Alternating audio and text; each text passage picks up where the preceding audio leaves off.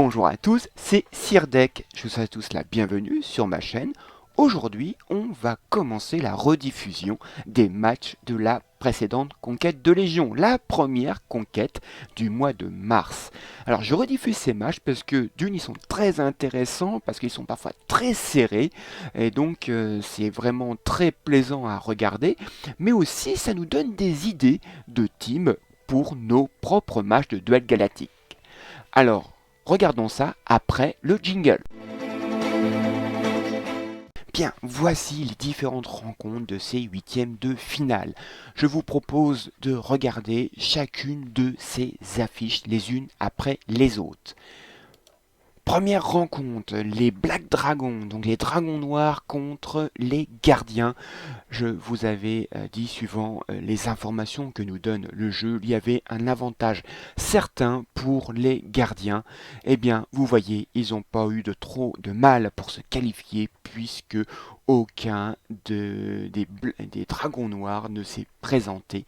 Donc c'est 5-0 puisqu'ils ne sont pas venus. C'est bien dommage, c'est ce qu'on appelle les légions fantômes. C'est bien dommage puisque peut-être que dans les légions qui n'ont pas pu se qualifier, eh bien il y en avait peut-être qui, elles, étaient prêtes à faire ces matchs. C'est toujours un peu dommage. Affiche suivante, la Légion, une des légions favorites, The Witcher, face à la Légion Hispania. Vous voyez, j'avais marqué un avantage certain, évidemment. On voit l'écart important entre les deux légions, notamment. La Légion Witcher a 14 joueurs dans le top 50 du duel galactique, alors qu'Hispania n'en a pas. Et donc l'avantage était certain pour la Légion Witcher et ça s'est vérifié puisque la Légion Witcher a gagné 5-0. Affiche suivante, les Raitoken 2 rencontraient la Légion 7 Horda.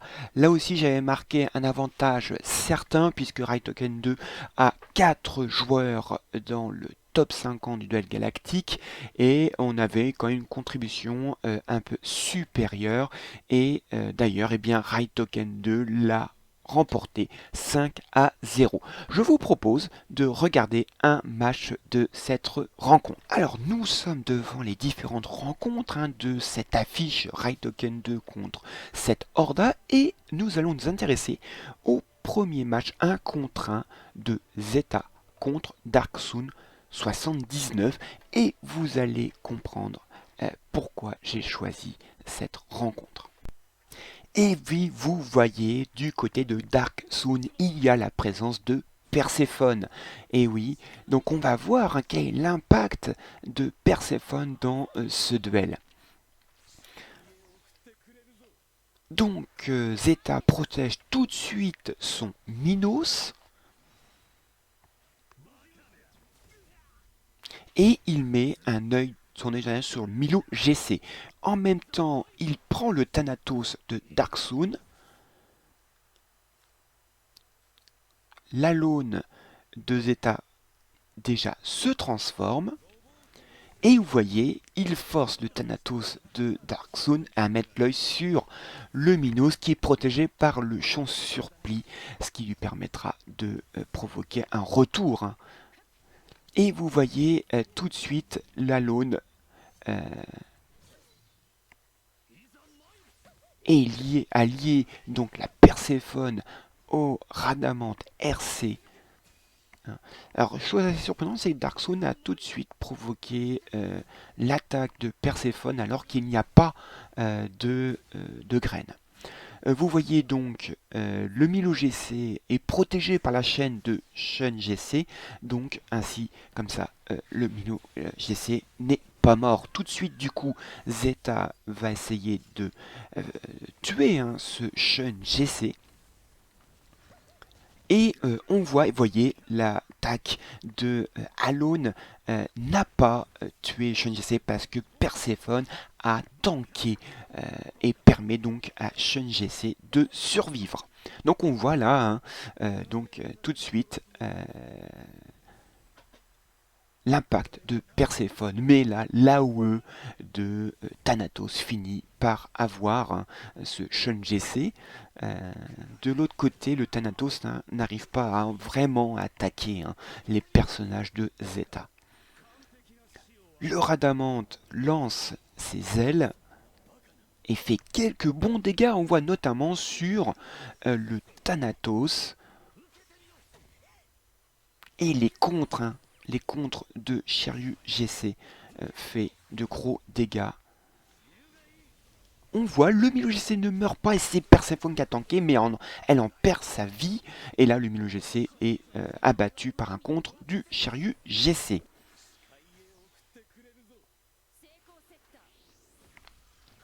Et oui, Zeta a tout de suite vu que Darkson allait attaquer son Thanatos et donc il l'a protégé avec un bouclier de Chion surplis.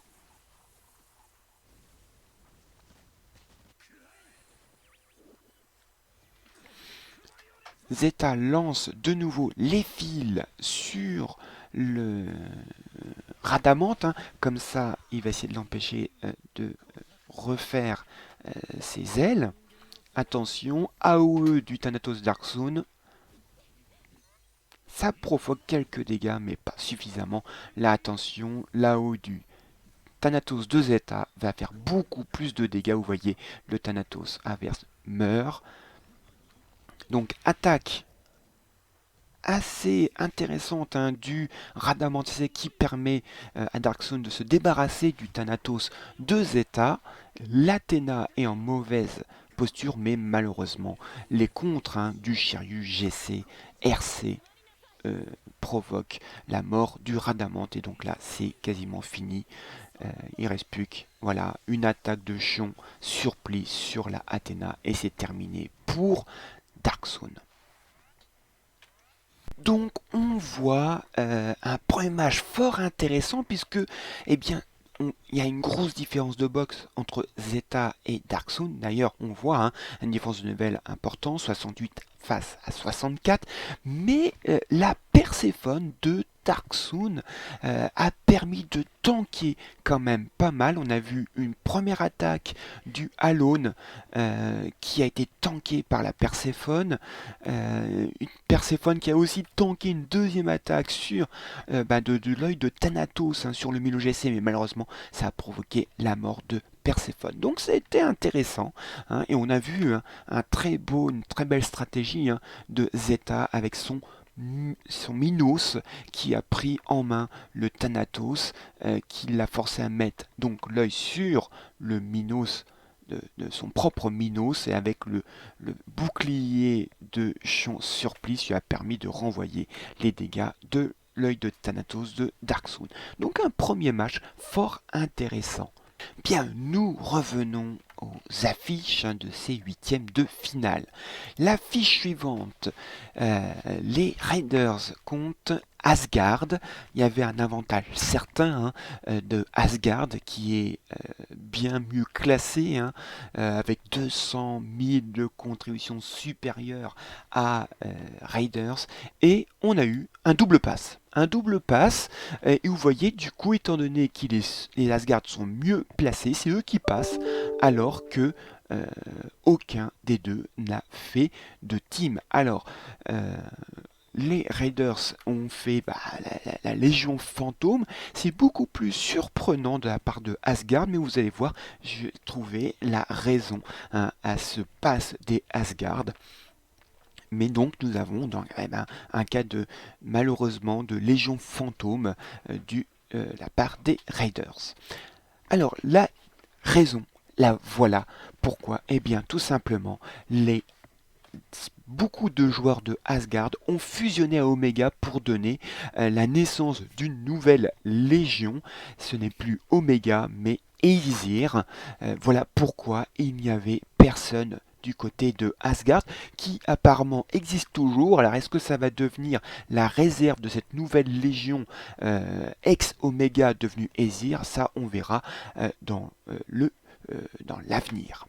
Bien, donc là nous avons un match contre l'autre favori, Raitoken 1, contre l'ex-Omega, maintenant qui s'appelle Aesir, mais qui à l'époque s'appelait encore Omega. Je prévoyais un avantage à Raitoken 1, mais j'avais dit attention, Omega est une légion outsider, une légion auquel il faut se méfier. Eh bien, euh, la légion Raitoken 1 l'a remporté 4-1 et je vous propose bien de regarder un de ces matchs. Alors voilà les différentes rencontres de cette affiche Raitoken 1 contre Omega. Là encore, je vous propose de regarder le premier match qui a vu la seule victoire de Omega, mais vous allez vite comprendre pourquoi je choisis encore ce match, donc qui a opposé du côté de RTK le joueur Rollo contre Sassy 83-10 que j'appellerai donc Sassy. Et oui, vous comprenez pourquoi là encore nous avons la présence de Perséphone du côté de Sassy. Donc on a de chaque côté une Pandore Trident et de chaque côté aussi des Orphées RC. Donc Rollo étant plus rapide, il décide tout de suite de mettre l'autre Pandore Trident en calamité. Et on voit tout de suite, Sassy protège la calamité avec le bouclier de champ surplis, puisque les dégâts de Orphée RC sont très dangereux. Donc de son côté, Sassy a mis une graine sur pendant Trident et met aussi l'œil de Thanatos. Premier AOE du Thanatos de Sassy.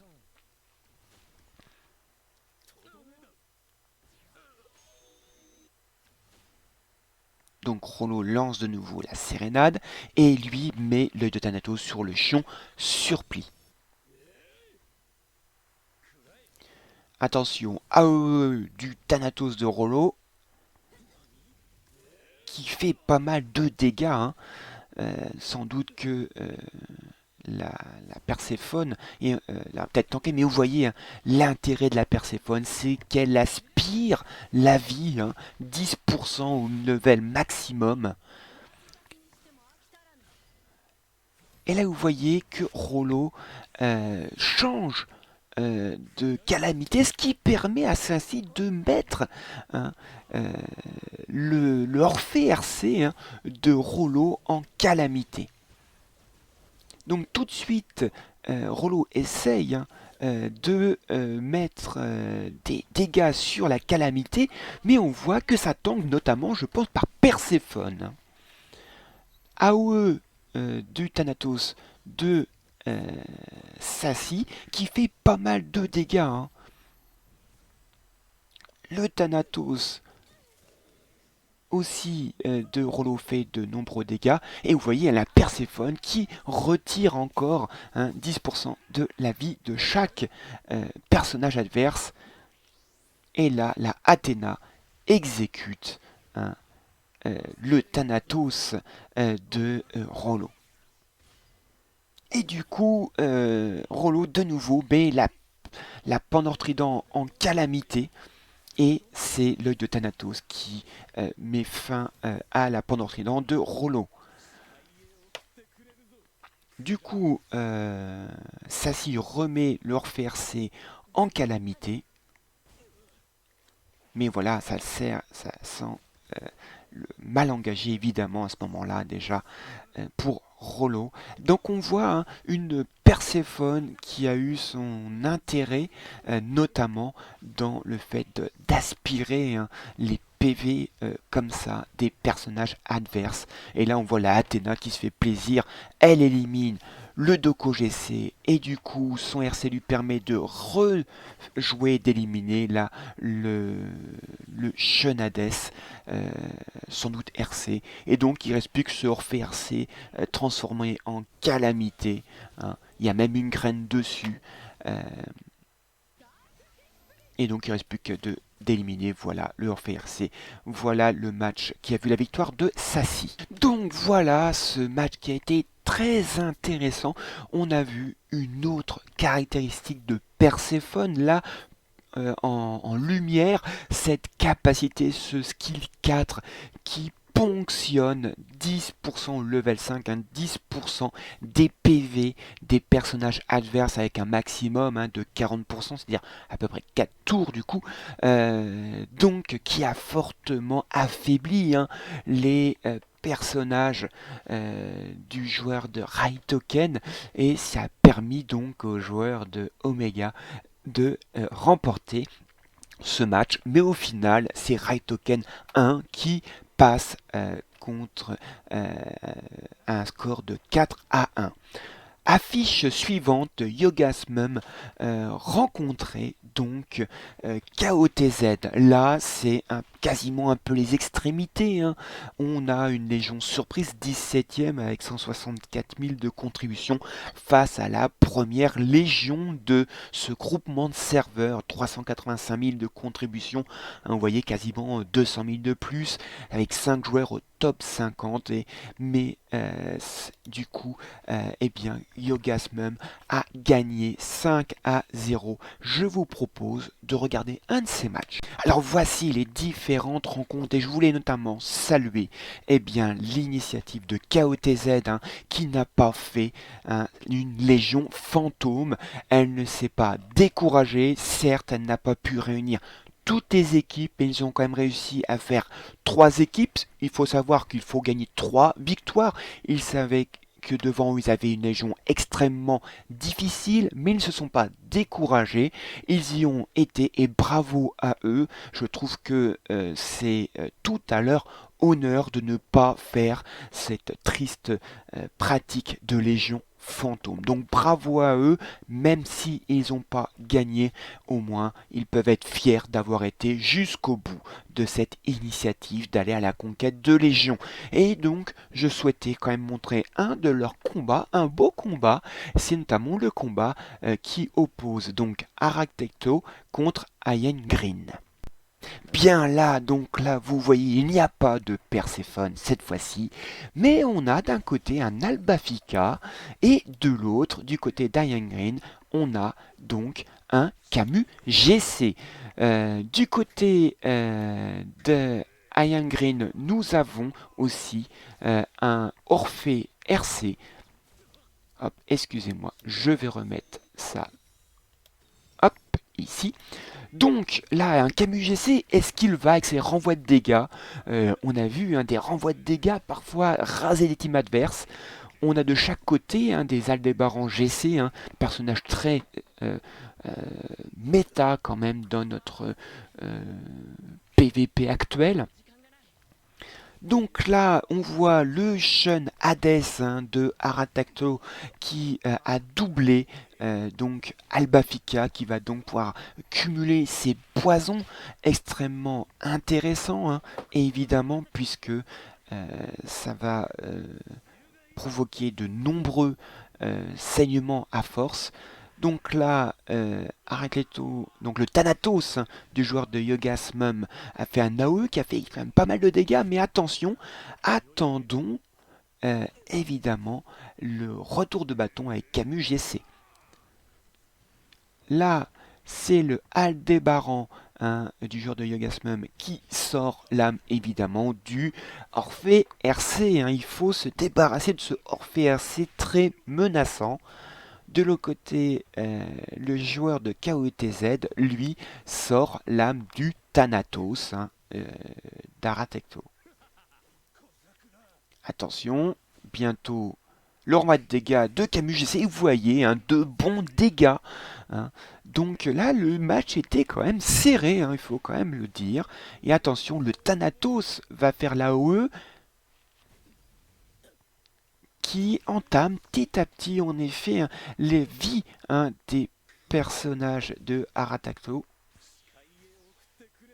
Il protège d'ailleurs son Mu, qui a d'ailleurs un œil de Thanatos. Ian Green buff le Thanatos de son Thanatos.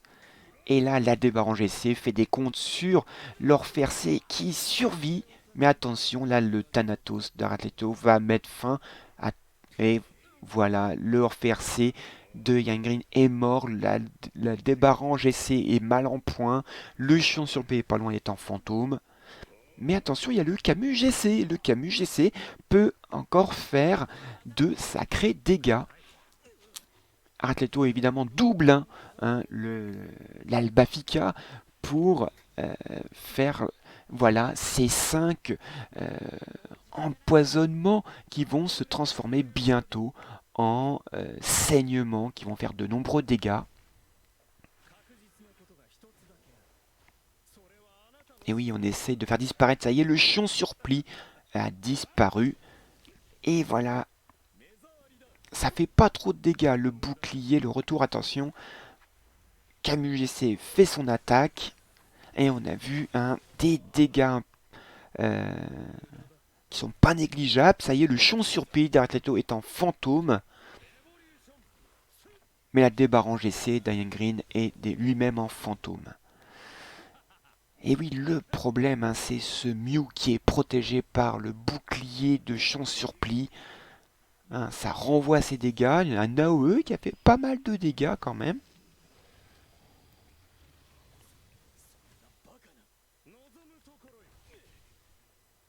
Mais ça a l'air... voilà, le Camus GC n'est plus dans son cocon maintenant. C'est mal parti. Vous voyez, les personnages commencent à avoir des saignements du côté d'Ian Green. En plus, Aldebaran GC d'Artleto sort l'âme du Camus GC. Mais le fantôme Aldebaran GC fait pas mal de dégâts. Le Mew sort de son concon, mais il n'est plus protégé. Il tue quand même le Camus GC. Et en beaucoup de dégâts, mais il meurt sur l'œil de Thanatos. Diane Green, c'est un match très serré quand même, vous voyez. Il essaie d'abattre le Shun Hades, Diane Green, l'AOE du Thanatos. Mais les personnages d'Artleto tankent bien. Et là, il ne reste plus que le Thanatos et c'est fini. Voilà, victoire d'Artleto, mais belle résistance du joueur de KOTZ. Bien, nous revenons donc sur ce score de 5-0 qui permet à Yogasmom de passer en quart de finale. Mais tenons à féliciter KOTZ d'avoir été présent avec un beau match. Donc ils ne sont pas fait rouler dessus, ils ont été résistants, mais Yogasmom a été plus fort. Bravo à tous. Affiche suivante, Cavalieri Italia contre la Night Spirit. J'avais donné un avantage à Night Spirit suivant le classement, mais j'avais dit attention, attention, tout va se jouer pour les équipes qui vont réussir à former. Les deux contributions sont très proches, même si Cavalieri Italia était une légion surprise, n'étant pas dans le top 16, ils avaient une profondeur de légion équivalente. Et d'ailleurs, Cavalieri Italia a gagné 4-1. Vous voyez, j'avais marqué donc un avantage pour mon ancienne légion, mais j'avais dit que ça serait serré. D'ailleurs, Cavalieri Italia l'a emporté. Bravo à eux. Enfin, dernier match opposé. Pandemonium à Olympe. Donc là, on voit un avantage plus que certain pour Pandemonium. 4e au classement avec un joueur au top 50. Olympe, une légion surprise, 18e. On voit pas loin de 200 000 de contributions de moins. Pandemonium n'a rien eu à faire puisque Olympe a préféré jouer la légion fantôme, ce qui est bien dommage, je trouve. Là encore, Olympe a pris la place d'une légion qui, sans doute, voulait lui jouer sa chance comme l'a très bien fait KOTZ. Donc voilà les différentes rencontres de ces 8e de finale. Donc regardons maintenant l'affiche des quarts de finale. Et bien voici les affiches de ce quart de finale. Les gardiens vont affronter le favori, le vainqueur en titre de cette conquête de Légion. Il s'agit de The Witcher. Donc les gardiens de nouveau retombent contre une grosse Légion. Raid Token 2 va affronter Asgard. On verra si Asgard de nouveau est vide dans cette prochaine vidéo. L'autre favori, Raid Token 1, tombe contre un des outsiders les plus sérieux, Yogas Mum, première légion en contribution.